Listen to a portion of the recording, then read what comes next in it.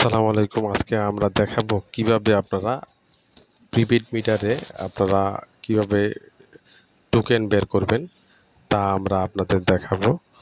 যদি আপনারা প্রিপেড মিটারে টোকেন না পান, এটা কিভাবে অনলাইনে বের করবেন তা আমরা আপনাদের দেখাচ্ছি কিভাবে বের করবেন। তা আপনারা অনলাইনের মাধ্যমে প্রিপেড মিটারের টোকেনটা বের করবেন।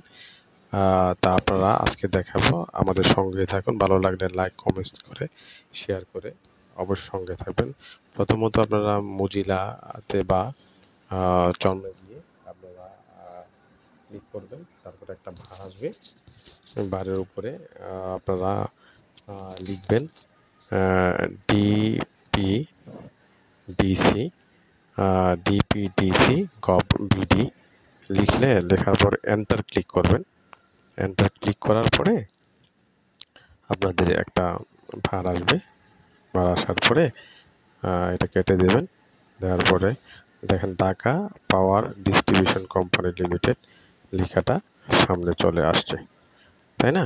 এখন একটু স্ক্রল করবেন। স্ক্রল করার পর ডান দিকে আপনারা দেখেন লেখা আসে সর্বশেষ বেন্ডিং টোকেন কি পিটার।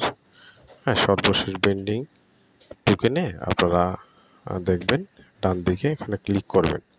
ক্লিক করার পর একটা ভার আসবে, ওখানে লেখা আছে যে সম্মানিত গ্রাহক, আপনার সর্বশেষ বেরিকৃত প্রিপেড মিটারে যে কাস্টমার নাম্বারটা দেওয়ার জন্য বলছে, কাস্টমার নাম্বারটা দিবেন। তারপরে এখানে দ্বিতীয়ত হলো যেখানে ছবিতে অক্ষরগুলা লেখা আছে, অক্ষর লেখা আছে, এটা দেবেন, এরপর সাবমিট করবেন। আপনার কাস্টমার নাম্বার 2327351 দিলাম। দেওয়ার পরে নিচে যে দ্বিতীয় ঘরটা আছে ওইখানে লেখা আছে যে টেক্সট ফিল্ডটি অঙ্কিত অক্ষরগুলা লিখবেন যেভাবে আছে। সে আমার ক্যাপস লক্স লাগানো আছে, তো এই জন্য বড় হয়ে গেল। এখানে আপনারা দেন XDA BS বড় হাতের বি দিবেন। হ্যাঁ, XDA বড় হাতের BS দিবেন। দেওয়ার পরে নিচে আপনি সাবমিট দিবেন।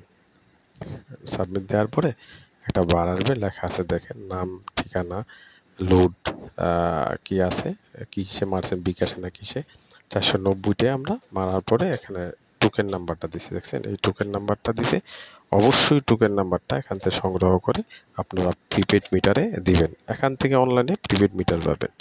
অবশ্যই অনলাইন থেকে কীভাবে প্রিপেড মিটারের টোকেন নাম্বার বের করা যায় এটা দিলাম। ধন্যবাদ সবাইকে। আসসালামু আলাইকুম।